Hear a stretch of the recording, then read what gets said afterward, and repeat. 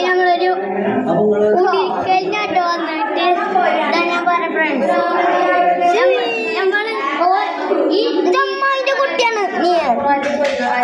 ഇത് ഇവരുണ്ടാലും ഈ സാധനമുണ്ട് ഇന്നടിച്ചതാണ് ഞമ്മക്ക് ഇത് മതിയല്ലോ